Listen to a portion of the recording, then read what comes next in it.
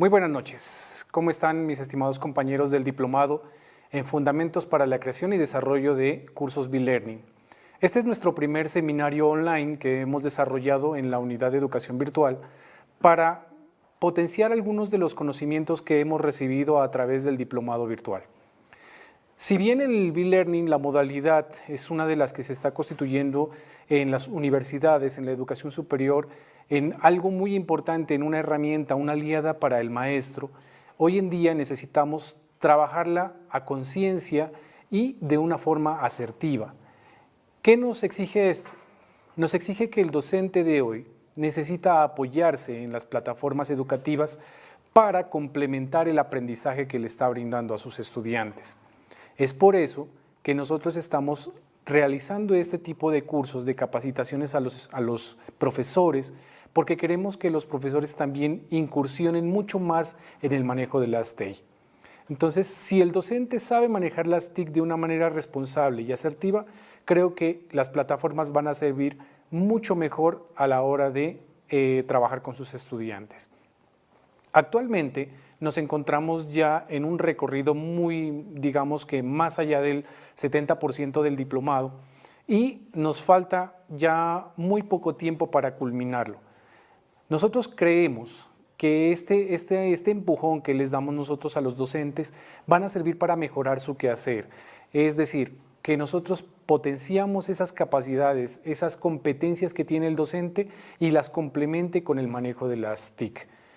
Ahora, ¿cómo vamos a trabajar en este seminario virtual? Vamos a hacer una presentación muy sencilla de cómo debe trabajarse un curso en modalidad B-Learning y algunos pormenores que de pronto puede tener esta modalidad alrededor de algún curso.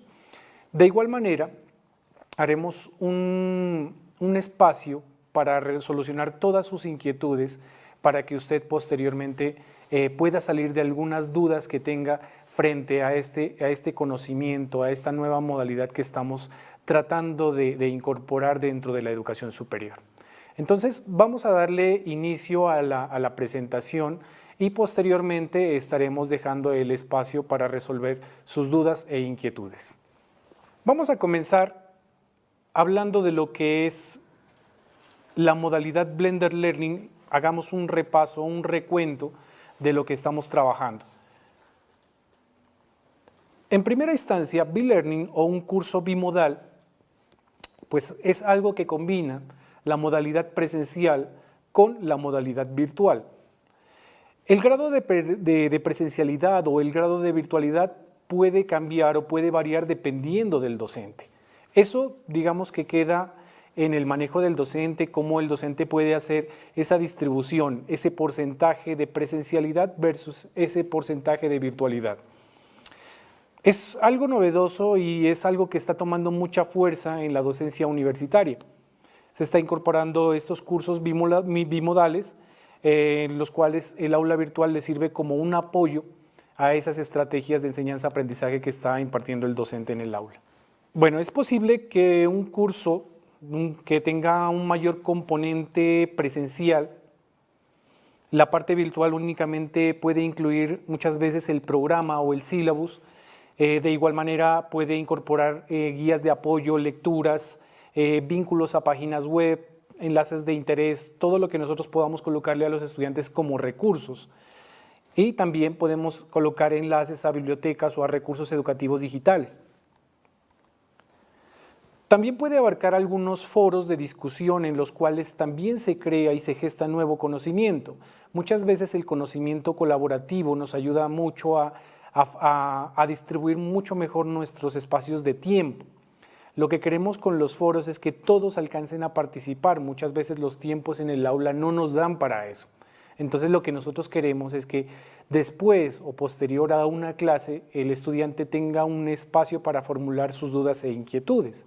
Muchas veces esas dudas e inquietudes no se dan en el espacio de clase, no se dan en la clase presencial, pero cuando el docente deja la actividad, es en casa cuando el estudiante ya formula sus dudas e inquietudes y muchas veces tiene que solucionarlas con los compañeros o enviarle un correo electrónico al docente o enviarle un WhatsApp o por el medio que él prefiera. Pero siempre esas dudas e inquietudes se formulan en un espacio diferente al aula de clase. Bien, esta modalidad B-Learning de un curso no requiere como el diseño instruccional en un 100%, ya que tiene al docente, lo tiene en el aula para preguntarle o para solventar alguna de la inquietud frente a alguna actividad y frente a las instrucciones de esta actividad. Pero digamos que a diferencia de un curso 100% virtual, la modalidad B-Learning no es tan exigente como para decirle al docente que tiene que colocar estrictamente todas las instrucciones de realización de actividad, aunque se recomienda que se lo haga. ¿Por qué se recomienda? Porque muchas veces en el espacio de clase, en el aula de clase, el estudiante, uno termina de dar su clase y al final da las instrucciones para la actividad. Pero ¿qué sucede? Que el estudiante se le acerca a uno, a algunos dos estudiantes, y le preguntan siempre qué es lo que tenemos que hacer, ¿sí? Es decir, no entendieron fácilmente las instrucciones y eso pasa. Entonces, por esa razón, cuando le damos las instrucciones en el aula y también complementamos con instrucciones en plataforma, el estudiante se va a sentir mucho mejor y va a solventar esas dudas para resolver la actividad. Bien, ¿cómo utilizarlo o cómo aplicar esta modalidad B-Learning? Entonces, primero que todo tenemos que hacernos una reflexión de cuáles son los temas que ameritan darlos en una clase presencial y posteriormente mirar y hacer una evaluación de cuáles de las clases de pronto o de los conceptos que se quiere impartir deben o se facilitan para darlos en plataforma. En este caso, el primer acercamiento de B-Learning que hacemos nosotros es mirar sobre las reflexiones que se han visto en el aula de clase. Es decir, si nosotros miramos un tema en el aula de clase, posterior a eso, nosotros podemos colocar un foro de dudas e inquietudes o un foro de complemento al tema, donde el estudiante ya en casa va a procesar de una manera mucho mejor y con todo el tiempo que tiene el estudiante para complementar, para formular sus interrogantes, para compartir con sus compañeros, también para discutir, ¿sí? Un foro de debate. Entonces, eso se puede hacer en casa. Precisamente la modalidad no exige la presencialidad del estudiante. Si nosotros trabajamos de una manera correcta el B-Learning, entonces nosotros podemos decir que el estudiante también puede hacer sus actividades desde un celular, desde una tableta, y también dependiendo del espacio físico, como es la casa, es como los cafés internet o desde el mismo transporte que pueden ir desde sus celulares. Entonces, desde cualquier parte puede hacer el estudiante su actividad. Ahora, ¿qué otra cosa puede hacer el estudiante y cómo utilizarlo? Simplemente puede llevar esas discusiones del aula a los foros también, pero también puede complementarlo con otras respuestas. Puede preparar mucho mejor las respuestas de aula para hacer unas reflexiones de retroalimentación en el aula. Entonces, si nosotros dejamos que el estudiante sea el artífice, el actor principal de su propio aprendizaje, el estudiante va a sentirse mucho mejor.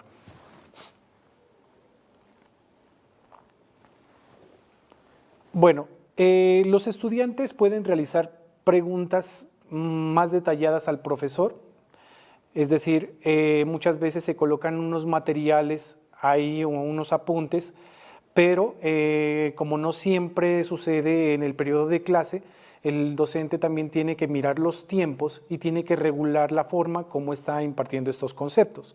Si coloca recursos, si coloca actividades, estas tienen que tener un propósito. Es decir, no se colocan recursos porque sí. Si usted coloca como docente un recurso en plataforma, tiene que tener un propósito y ese propósito tiene que conducirlo a realizar una actividad. Entonces, por ese lado, lo que estamos promulgando con esta estrategia es que el docente también sienta que tiene un espacio que le va a fomentar y le va a acompañar en el proceso de la enseñanza y aprendizaje. Bueno, también los estudiantes pueden realizar actividades estructuradas. ¿Qué significa esto de las actividades estructuradas? Que nosotros debemos decirle al estudiante que puede realizar la actividad con una guía de actividad. Es decir, nosotros no podemos decir que haga una actividad, pero no le decimos al estudiante qué es lo que tiene que entregar. Entonces, en una guía de actividad, pues es muy sencillo. Al estructurarse tiene que haber una descripción de la actividad, es decir, qué motiva a realizar esa actividad o cuál es el fundamento de realizar esa actividad. Posteriormente también tiene que haber unos tiempos que el estudiante va a disponer de su espacio de trabajo independiente para realizarlo. De igual manera, también tiene que haber un entregable o producto. Muchas veces decimos cuál es la actividad, pero no decimos cuál es el producto en sí que se va a evaluar. Y entonces ahí el estudiante tiene una confusión y posteriormente pues tiene que hacer sus preguntas a sus compañeros o tratar de solventarlas de la mejor manera con sus profesores. De igual manera, la actividad debe tener unos criterios de evaluación del producto. Entonces, para ello, pues muchas veces se sugiere algunas estrategias. Una de ellas puede ser la rúbrica de evaluación, pero no es la única. El docente es libre de escoger la estrategia de evaluación que mejor le convenga. Muchos docentes pues, se limitan únicamente a hacer un test o un cuestionario. Otros docentes pueden ser un poco más creativos y realizar otro tipo de actividad que fomente mucho más el aprendizaje en el estudiante. De igual manera, con este tipo de actividades estructuradas podemos dejar algunas actividades que se puedan realizar en equipo y esto fomentar eso que creemos que es el trabajo colaborativo. Si el estudiante puede realizar un trabajo en conjunto con otros estudiantes, está fomentando ese trabajo colaborativo. Y si nosotros nos incluimos dentro de ese equipo de trabajo, pues mucho mejor. Bueno, también se ha visto que se toma la plataforma muchas veces y se coloca todos los recursos disponibles para que el estudiante complemente, es decir, son recursos extra que el estudiante va a tener, que posterior a la clase que tuvo magistral del docente, el estudiante tiene la posibilidad de complementar ese conocimiento con unos recursos que le deje el docente en plataforma. Así, el estudiante puede realizar algunos trabajos mucho mejor, con citar otras fuentes, o puede realizar un vínculo a un banco de imágenes o a un repositorio de recursos digitales educativos. El estudiante ya es muy creativo en ese sentido. Bien, en cuanto a la evaluación nos hemos quedado, como les había comentado, únicamente con el test, es decir, con la hoja, con preguntas de selección múltiple, única respuesta, pero no le hemos dado cabida a otras estrategias que también pueden funcionar en el aula. Por ejemplo, el hecho de realizar exámenes en conjunto, ¿sí? Y a través de herramientas asistidas, tal es el caso de Kahoot. Entonces, Kahoot se convierte como en un juego, en un proceso de gamificación que ya es para incorporar la estrategia del juego dentro del aula a través de esa parte que genera, ese placer que genera los videojuegos, también incorporarlos dentro del aula de clase. Es por eso que muchas veces se opta también por realizar ese tipo de juegos para que el estudiante no sienta esa presión, por ejemplo, de realizar un examen de corte parcial, por ejemplo, que muchas veces los estudiantes le temen demasiado, o muchas veces vemos estudiantes que estudian mucho y cuando llega la hora de parcial dice, me bloqueé, profesor, y no pude solucionar el examen. Entonces, y por eso les va mal, pero pues nosotros también tenemos que ser un poco más creativos e incorporar las tecnologías en favor también de la evaluación. También podemos hacer los test temporalizados para que el estudiante los haga desde casa. Muchas veces nos limitamos a hacer los quiz únicamente en el aula, pero también se pueden hacer en casa. El estudiante los puede hacer a una hora determinada y a otra hora determinada se cierra el test y ahí mismo le va a dar la calificación o la evaluación al estudiante, ¿no? Bien, de todo esto que hemos visto, de todo este pequeño repaso, que es el propósito de este seminario virtual, lo que queremos nosotros es decirle al docente y motivarlo para que incorpore este tipo de estrategias en su aula de clase. Que no se quede con las 2 horas únicamente que muchas veces tiene el docente, sino que también se haga efectivo tanto el aprendizaje autónomo como también el trabajo independiente que tiene que disponer el estudiante. Entonces, el acompañamiento de estas plataformas virtuales le va a permitir al docente también facilitar su trabajo. Muchas veces nos hemos encontrado con colegas, con profesores que nos dicen, es que pasa que aparte de mi clase, mis estudiantes me preguntan mucho a través de correo electrónico y yo tengo que estarles respondiendo, me preguntan a través de WhatsApp, me llaman al celular y tengo que resolverles las inquietudes. Ese tiempo que el docente está disponiendo de su tiempo personal y que es extra, digamos, de las horas de la universidad o del colegio, ese también es tiempo del docente, ¿sí? Es un tiempo personal que está disponiendo el docente en favor de la parte de la educación. Entonces, ¿qué sucede ahí? Que muchas veces también desde la parte administrativa tienen que comenzar a cambiar algunas cosas. Por ejemplo, ese tiempo que se comience a contemplar dentro de los procesos de asignación de horas, pero tiene que haber algunas condiciones en las cuales tiene que el docente compartir ese tipo de actividades. Por ejemplo, si el docente va a disponer de unas 2 horas a la semana para solución de dudas e inquietudes de sus estudiantes, esas horas deben contemplarse en su plan de trabajo. ¿Qué otra cosa? Regular los tiempos con los estudiantes de asesoría y muchas veces también disponer los medios, es decir, si el docente lo va a atender por WhatsApp, es mejor que lo atienda en plataforma virtual, porque también disponemos de herramientas tanto síncronas como asíncronas. Síncronas en el sentido del chat, por ejemplo, que es un tiempo de pregunta y respuesta al tiempo, y también de asíncronas, como en el caso de los correos electrónicos o de los mensajes en plataforma y de los foros.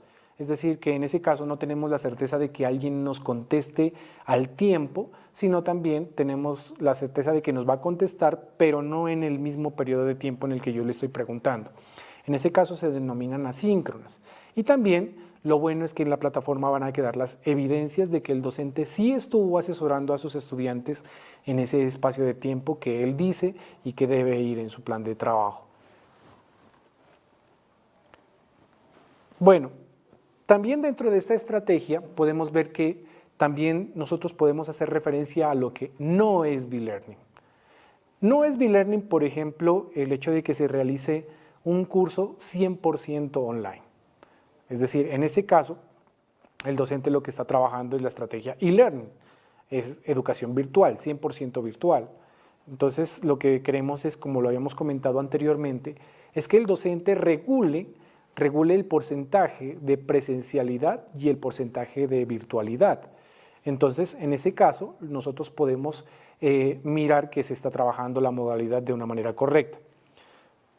Bueno, otra forma que no es B-Learning, por ejemplo, cuando se utiliza la plataforma y un aula virtual, es decir, un curso, para colocar únicamente el microcurrículo o también llamado sílabus, es decir, colocamos el plan de trabajo ahí con los estudiantes, pero no colocamos nada más, es decir, les decimos a los estudiantes entren a la plataforma y ustedes van a encontrar el microcurrículo y ahí van a encontrar cómo se va a desarrollar el curso durante este semestre o este periodo de tiempo y también las estrategias que vamos a utilizar, pero no colocamos ningún tipo de recurso, es decir, ya el estudiante únicamente va a entrar al inicio de su semestre y no va a entrar más a la plataforma, entonces tampoco se convierte en una estrategia B-Learning.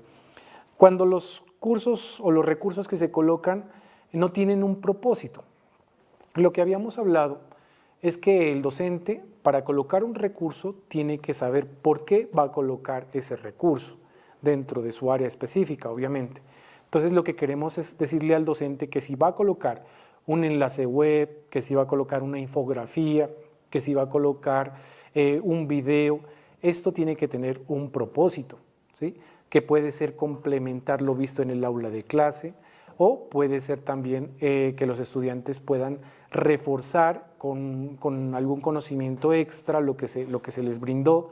Entonces también eso es válido. Y recuerden que los recursos y ese propósito nos conduce a realizar una actividad, la cual sirve de refuerzo para complementar lo visto en el aula de clase.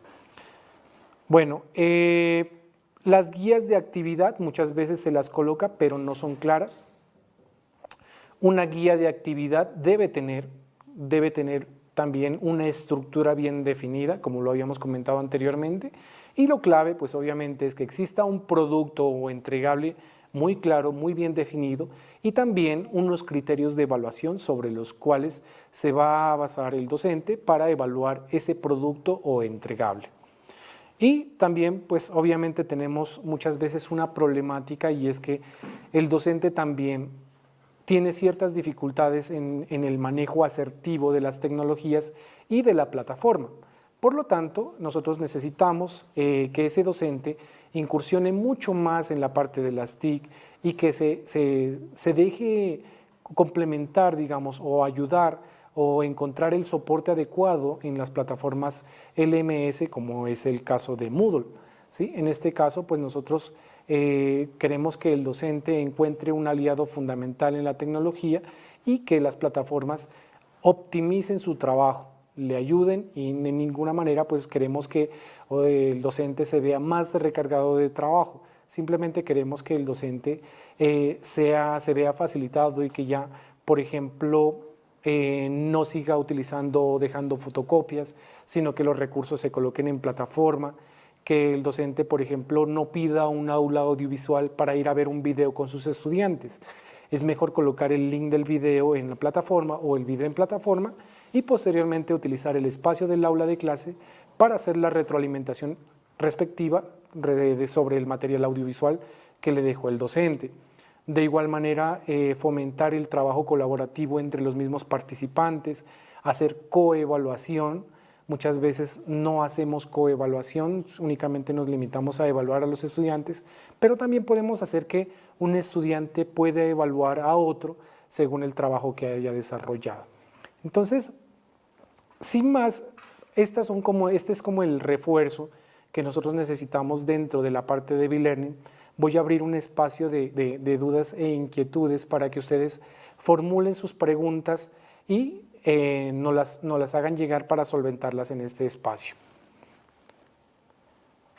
Bueno, aquí nos hacen una pregunta y nos dicen que ¿qué diferencia hay entre un curso o por qué se fomenta un curso 100% virtual que es e-learning frente a un curso que es B-Learning?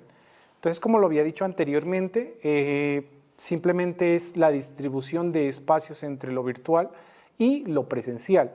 Si ya nos inclinamos mucho más hacia la parte virtual, y puede darse los casos, por ejemplo, de que el docente se libre de su responsabilidad y confunda las cosas y se vaya más a la parte virtual.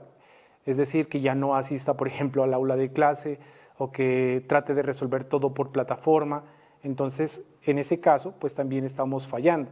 La idea no es cambiar de modalidad, la idea es simplemente en este tipo de estrategia que es bimodal, lo que queremos hacer es que el docente se soporte dentro de la parte de lo que es las plataformas, de lo que es el manejo de los recursos, de lo que es llevar de pronto un espacio un poco ampliado del aula de clase a la parte independiente y que el estudiante pueda complementar ese saber. Veamos otra pregunta que nos formulen. Bueno, aquí otra pregunta que nos hacen. Bueno, recordarles que para que usted formule su pregunta lo puede hacer al lado derecho de su pantalla de YouTube y usted va a encontrar el chat. Acá nos preguntan cómo se puede potenciar el aprendizaje colaborativo. Pues la idea del aprendizaje colaborativo siempre es que nosotros potenciemos en los estudiantes o fomentemos mejor que nosotros podemos construir conocimiento colectivo, es decir, que nosotros podamos trabajar los foros de una manera asertiva. Si bien el foro muchas veces plantea debates sencillos donde el docente puede formular preguntas. También los estudiantes pueden responder a esas preguntas, pueden argumentar, pueden debatir, pueden estar a favor, pueden estar en contra, pero muchas veces también se cae en el error. Y el error muchas veces es que el estudiante simplemente se limita a decir sí estoy de acuerdo o no estoy de acuerdo. Y para ellos eso es la participación. Lo que tenemos que hacer es enseñarles a ellos que un foro, pues obviamente es leer todo el hilo de los foros para que de pronto no se escriba lo mismo. Muchas veces los estudiantes están, digamos, trabajando, copiando y pegando las cosas de la misma parte, pero no están argumentando desde su ser, es decir, no están trabajando a conciencia, simplemente se están llevando a la estrategia copiar y pegar. Entonces, eso también es un problema, un inconveniente. Entonces, como docentes, lo que tenemos que decirle al estudiante es que se abra esos espacios de discusión, pero que cuando se esté a favor o que se esté en contra, se debe hacerlo con argumentos. De tal manera que el docente cuando lea, pues se puede dar cuenta que si el estudiante tiene apropiación o no tiene apropiación de ese conocimiento. Veamos otra pregunta. Bueno, por acá nos dice ¿qué tan segura es una plataforma B-Learning? Pues bueno, eso ya depende de la infraestructura tecnológica, ¿no?, que se tenga en las entidades. Muchas veces, como podemos ver, podemos estar expuestos a pues muchos ataques cibernéticos, podemos estar expuestos a muchas cosas, pero para nosotros depositar esa parte técnica, pues tenemos que dejarla en responsabilidad de un departamento de tecnología, quienes son los que brindan la seguridad.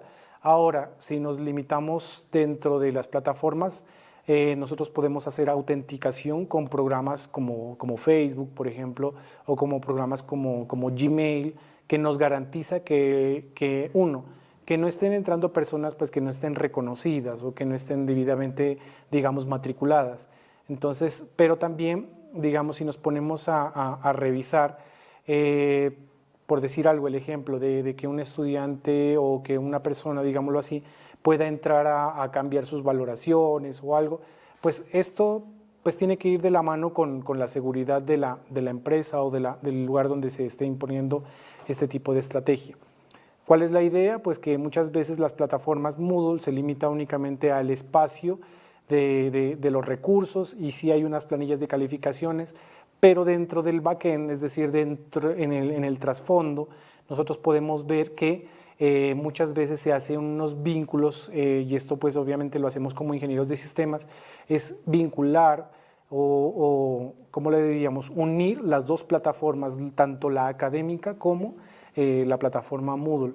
Pero respondiendo a la pregunta, estas plataformas ya se convierten en muy seguras. Bueno, aquí nos hablan de edad recomendable para implementar una estrategia B-Learning en los estudiantes.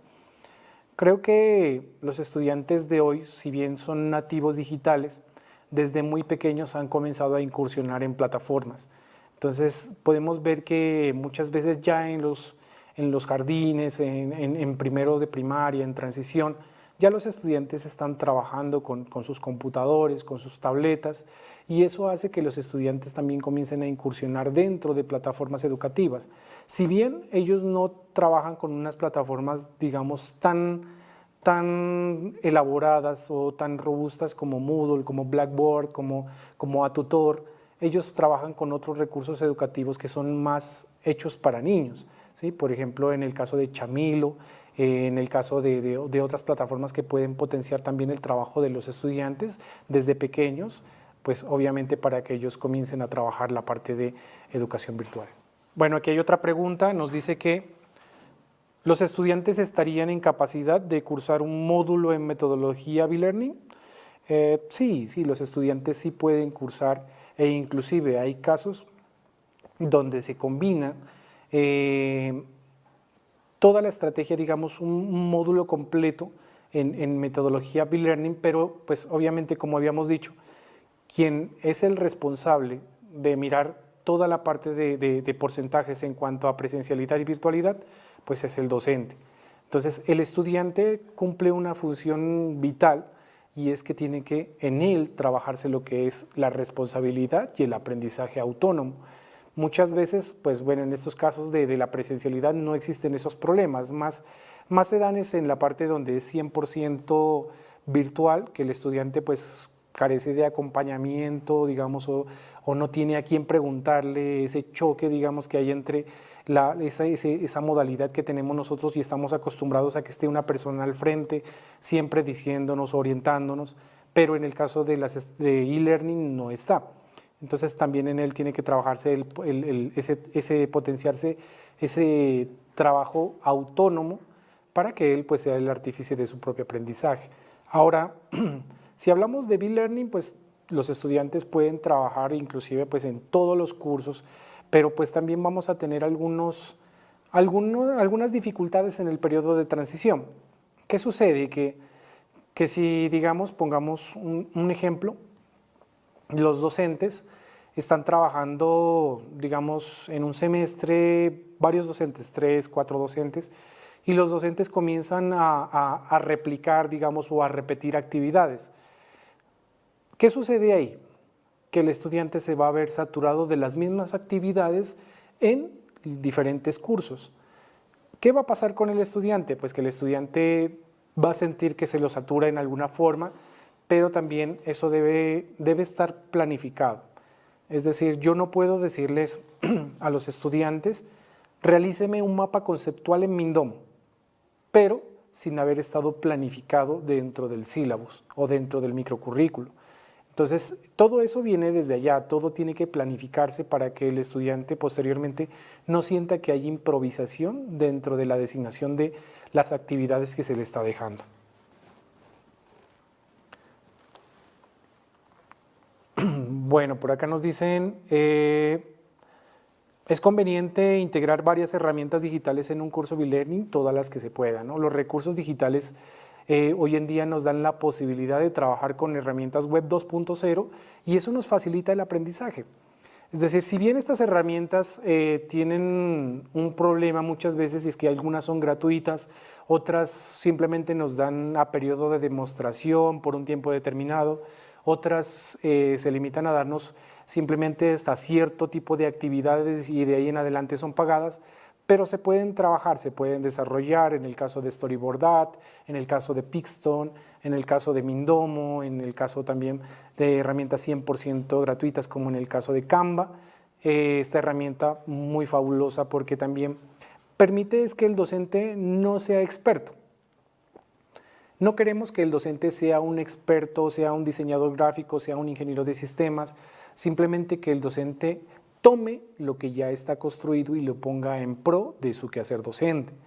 Muchas veces el docente se ve limitado porque dice, no, es que yo no soy diseñador gráfico, pero con esta herramienta Canva, pues que son herramientas muy fáciles que han incorporado estrategias de tipo en tecnologías HTML5 y tecnologías que son de drag and drop o de arrastrar y soltar, que nos va a permitir a nosotros, digamos, trabajar con plantillas ya establecidas y que el docente pues no tiene que tener conocimientos, digamos, muy profundos de diseño gráfico, simplemente lo esencial para que el estudiante, el docente pueda realizar sus recursos, sus mismos recursos, lo mismo con Wix, con Jimdo, por ejemplo. Entonces, entre más herramientas el docente tenga, pues va a haber un curso con mucha mayor versatilidad y digamos que el docente va a tener de dónde escoger y también un abanico de posibilidades para realizar, ¿no?, con sus estudiantes. Por acá nos dicen un aspecto fundamental en la formación es la retroalimentación o el feedback para crear el aprendizaje significativo. Obviamente esto es muy importante. Si nosotros nos ponemos a pensar en el docente, muchas veces nos hemos saltado los principios básicos que son la fase preinstruccional, lo coinstruccional y lo postinstruccional. Obviamente la retroalimentación está en la parte postinstruccional. Recordemos un poco, lo preinstruccional, que tendría que ver la motivación, la contextualización, es decir, decirle al estudiante antes de tocar el tema, se va a tratar ese tema. En la parte coinstruccional, pues es decirle ya, darle todos los conceptos al estudiante con todas las estrategias posibles. Y la fase postinstruccional nos hemos limitado únicamente a la evaluación. Pero entonces en esta parte, ahí viene la retroalimentación, el resumen, el repaso al entrenador, es decir, nosotros necesitamos decirle al estudiante qué se miró, ¿sí?, a manera de resumen o a manera de síntesis, y por qué se lo revisó. Entonces, antes del periodo de evaluación.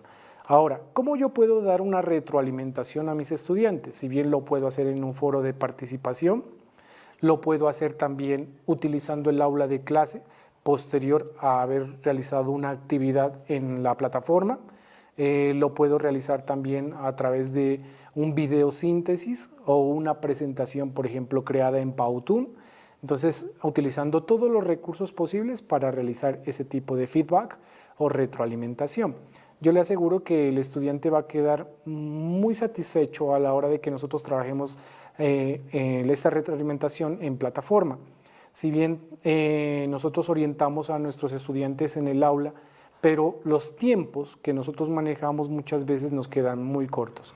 Entonces, utilizar esta plataforma es la mejor manera de hacer ese tipo de retroalimentaciones. Bueno, aquí nos dicen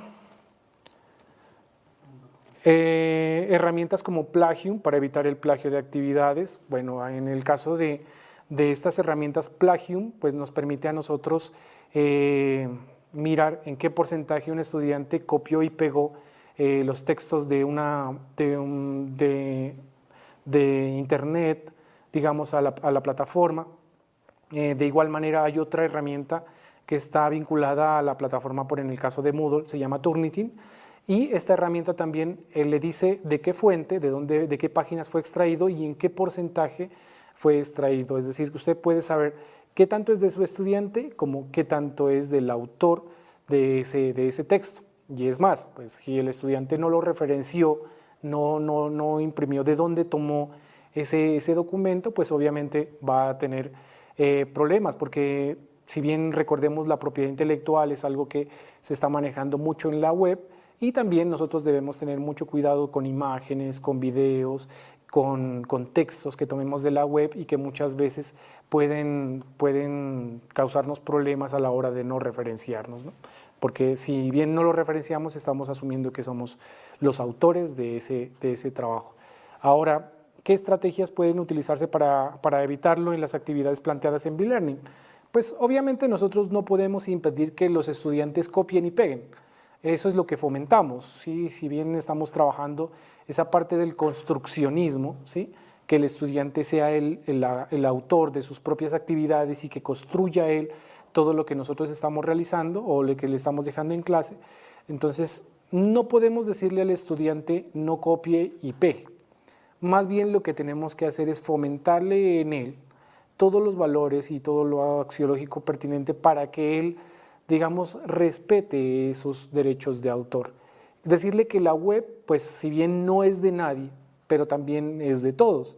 Pero al yo colocar un recurso, si yo coloco un recurso en línea, significa que lo estoy poniendo en conocimiento de todo el público. Pero muchas veces nosotros no lo referenciamos. Las mismas presentaciones de PowerPoint no se referencian y eso pues también es un problema, porque cuando les presentamos a nuestros estudiantes una presentación de diapositivas, nos damos cuenta que está llena de imágenes, está llena de textos, pero en ningún momento estamos referenciando de dónde está tomada, ¿no? Entonces, más que fomentar esa cultura, fomentar la cultura de respetar los derechos de autor de las personas que han colocado información en la web. Bueno, aquí nos hablan y nos dicen que si es necesario contemplar múltiples estrategias de evaluación. Sí, pues obviamente tenemos que variar ese tipo de estrategias. Como les digo, como docentes nos hemos limitado a realizar test, ¿sí? Pruebas de selección múltiple, única respuesta, y eso también para complementar el sistema. Si bien, por ejemplo, en las universidades están las pruebas Saber Pro, en los colegios las pruebas Saber Tercero o cualquiera de ellas, y supuestamente pues estamos preparando a nuestros estudiantes para ese tipo de pruebas. Pero pues yo creo que entre más creativo sea el docente con sus evaluaciones, pues le va a ir mucho mejor. Eso sí, pues sin decirle que deje a un lado la preparación a sus estudiantes en ese tipo de pruebas, pero también el docente tiene que ser creativo a la hora de realizar un parcial. Por ejemplo, realizar parciales en conjunto. Como les estaba comentando, esta herramienta Kahoot, por ejemplo, al estilo de esos programas de concurso de la televisión, le está ayudando al estudiante a potenciar su conocimiento, al mismo tiempo el trabajo en equipo, el estudiante está desarrollando esa habilidad, y también lo que podemos hacer con Kahoot es que el estudiante puede realizar, por ejemplo, parciales en conjunto. Eso no lo habíamos visto, pero pues obviamente dentro del proceso de la gamificación lo que se busca es eso, ¿sí? Que el docente comience a innovar con este tipo de herramientas, ¿no? Bueno, aspectos claves pues que nosotros tenemos que tener o debemos tener en cuenta para una metodología en B-Learning, pues obviamente es un manejo adecuado de la interfaz, pues eso sí también, un orden, pues el diseño instruccional, si bien no es riguroso, pero hay que tenerlo como recomendación, pues actividades pues de reflexión, acompañamiento inmediato. Recordemos estas dos estrategias que están funcionando hoy en día, que son el coaching personal y el mentoring. Entonces, si nosotros trabajamos con ellos también, este tipo de estrategias puede funcionar, ¿no? Si bien el acompañamiento puede ser presencial, el acompañamiento puede darse uno a uno utilizando las estrategias TIC, por ejemplo, en el caso de una videoconferencia o en el caso de cualquier herramienta que nos pueda interactuar con nuestro estudiante sin necesidad que haya presencialidad, ¿no? Bien. Bueno, ya estamos llegando al final de nuestro seminario online, pues agradecerles la participación de ustedes. Recuerde que estamos aquí para mejorar nuestros procesos, para decirle al docente que estamos acompañándolo dentro de la creación de nuevas estrategias de innovación educativa, y la idea es que nuestro diplomado ya finaliza el 23 de noviembre. Queremos que se actualice, queremos que los estudiantes que de pronto no hayan culminado el 100% de sus actividades se pongan al día, y los videos que le vamos a poner en la plataforma para que usted también pueda desarrollar actividades con esta, y para que usted también pueda desarrollar algunas de las estrategias que les he comentado aquí en este seminario. Y también vamos a poner a disposición de ustedes este espacio para que usted pueda desarrollar estos videos de esta forma con sus estudiantes, es decir, para que pueda motivar a sus estudiantes, para que pueda dirigirse a ellos en un espacio diferente al aula de clase, y así fomentar también las estrategias B-Learning. De nuestra parte, pues muchísimas gracias. La unidad de educación virtual está a disposición de ustedes. La Universidad Mariana está fomentando totalmente este tipo de estrategias y los esperamos en una nueva oportunidad. Muchísimas gracias.